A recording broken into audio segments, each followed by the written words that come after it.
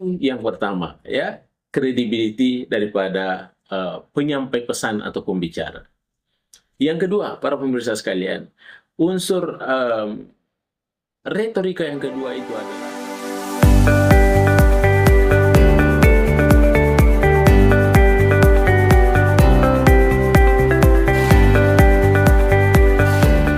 Bismillahirrahmanirrahim. Assalamualaikum warahmatullahi wabarakatuh.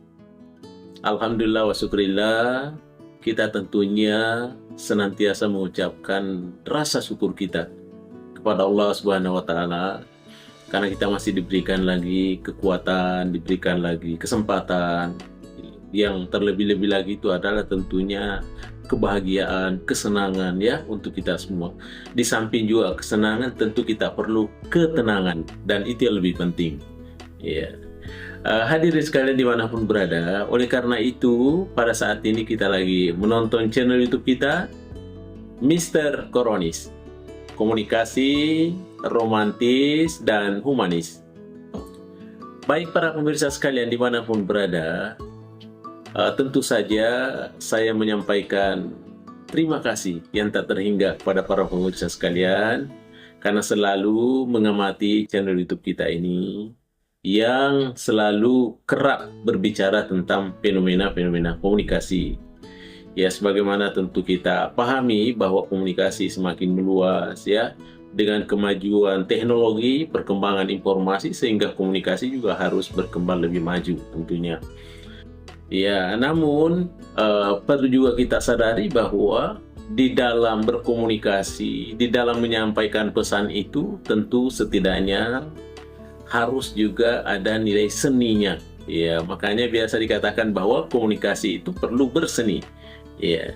Namun para pemirsa sekalian, pada kesempatan ini tentunya kita akan mengungkap ya satu seni dalam menyampaikan pesan itu sehingga menarik perhatian audiens ya.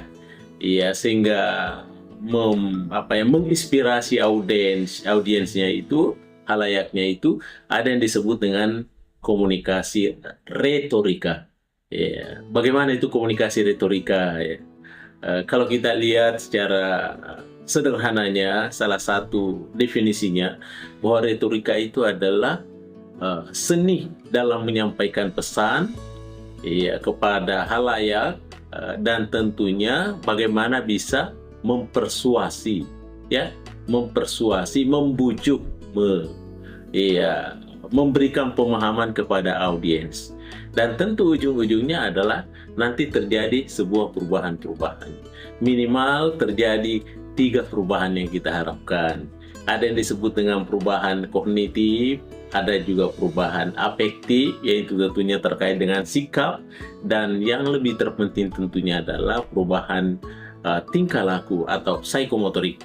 Di dalam komunikasi dikenal dengan fonatif ya, atau psikomotorik.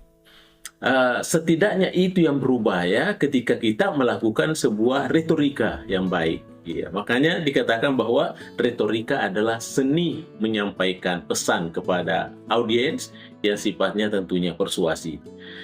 Baik para pemirsa sekalian, perlu juga kita mengenal ya, bagaimana sih unsur-unsur daripada retorika itu ya. Tentu saja boleh jadi kita sudah sepaham, sependapat bahwa kalau kita baca bukunya Aristoteles, dia katakan bahwa retorika itu kan unsurnya 3. Ya. Namun seiring dengan perkembangan zaman, ada dinamika kehidupan sosial, sehingga unsur-unsur retorika itu tentunya tidak 3 lagi, tapi mengalami perkembangan. Boleh jadi 4, boleh jadi 5. Yang saya akan kemukakan di sini adalah setidaknya 5 unsur daripada retorika itu. Namun kalau ada saudara yang berpendapat 6, 7, silahkan, tidak ada masalah. Karena kita ini memang sharing-sharing pendapat terkait dengan materi-materi komunikasi. Baik para pemirsa sekalian, bagaimana sih unsur-unsur daripada retorika itu? Apa-apa saja yang menjadi unsur-unsurnya? Ya. Yang pertama, unsur retorika itu ada yang disebut dengan etos. Ya. Ini etos adalah sangat prinsip. Kenapa sangat prinsip? Karena dia berkaitan dengan credibility, dia berkaitan dengan kepercayaan, ya, dia berkaitan dengan bagaimana rekomendasi dari audiens, ya, ya, sehingga etos ini adalah, ya, tentu kita harus mampu lebih jauh melihat ketika komunikatornya itu berbicara kepada komunikan. Apakah komunikatornya itu memenuhi standar untuk membicarakan itu, ya? Ya, bagaimana ukurannya, tolok ukurnya standar itu adalah setidaknya, ya, kan ada sekolah-sekolah komunikasi, ada sekolah-sekolah public speaking, ya. Setidaknya itu dilihat apakah pernah melakukan seperti itu, Pak, ya, sehingga tentunya ada pemahaman ilmu. Ya, itu yang pertama, ya, credibility daripada penyampai pesan atau pembicara. Yang kedua, para pemirsa sekalian, unsur retorika yang kedua itu adalah ada namanya unsur patos, ya. Bagaimana itu patos, ya? Ya, patos itu artinya terkait dengan emosi audiens, ya. Ya, bagaimana bisa menyentuh perasaan audiens, ya. Ketika kita menjadi ibu mama, menjadi bapak di dalam rumah, ya, setidaknya itu dia harus berperan membangkitkan emosi, tentu emosi yang positif. Ya, ketika kita menjadi seorang komunikator terjun di tengah-tengah masyarakat, bagaimana setidaknya pembicaraan kita harus menyentuh perasaan-perasaan audiensnya. Iya, boleh jadi membuat sebuah kesan-kesan pribadi, membuat cerita-cerita pendek, tetapi mampu menjadi sebuah inspirasi buat audiensnya. Itu yang disebut dengan patos. Kemudian, unsur yang ketiga di dalam retorika itu ada yang disebut dengan logos. Iya. Apa itu logos? Logos ini adalah berkaitan dengan persoalan logika. Iya. Artinya, argumen-argumen yang kita sampaikan itu setidaknya adalah argumen yang sifatnya logis. Bagaimana itu logik? Iya, tentu adalah yang bisa diterima oleh akal pemikiran. Dan di samping logik, ya, ya tentunya juga tentu ada alasan-alasan tertentu. Kenapa kita sampaikan seperti itu? Kenapa kita bisa buat contoh seperti itu? Dari mana asal-usulnya dan lain sebagainya. Itulah yang ketiga yang disebut dengan logos, ya, yang tentunya terkait dengan logika dan alasan, ya. Itu yang ketiga. Kemudian para pemirsa sekalian, sebagaimana yang saya sampaikan tadi bahwa unsur-unsur retorika itu sudah tidak seperti zamannya Aristoteles hanya 3, tapi boleh jadi berkembang lebih dari itu seiring dengan perkembangan zaman. Menurut saya bahwa yang keempat itu ada juga perlu yang disebut dengan kairos, ya. Iya, apa itu kairos?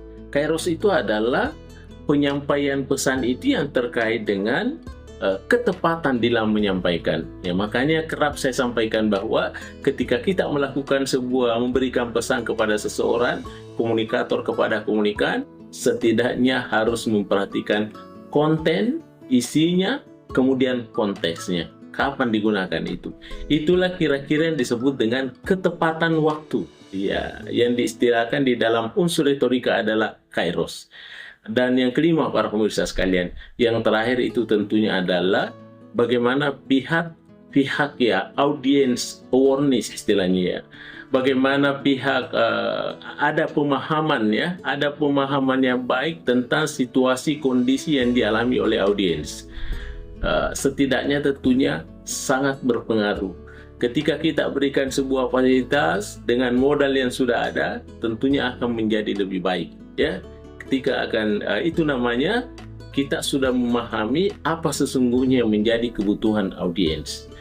Dan hidup ini adalah, ya, tidak sekedar memberikan sesuatu, ya, tetapi juga kita mampu memberikan sesuatu pada saat yang tepat dan yang dapat dibutuhkan oleh masyarakat. Sehingga dengan demikian pemberian-pemberian itu, pemberian terhadap audiens yang sifatnya pesan atau informasi tentu bukan sesuatu yang tidak berguna, tapi itu sangat bermanfaat terhadap audiens beserta lingkungannya.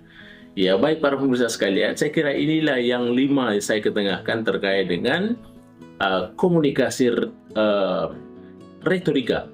Yang pertama tadi adalah unsurnya, yang pertama adalah ethos, yang kedua unsurnya adalah pathos, yang ketiga unsurnya adalah logos, yang keempat adalah kairos, dan yang kelima adalah audience awareness, pemahaman terhadap kebutuhan atau kepentingan audiens. Ya, baik para pemirsaku dimanapun berada, terima kasih atas segala atensinya. Demikian saya sampaikan. Assalamualaikum warahmatullahi wabarakatuh. Mr. Koronis, ya.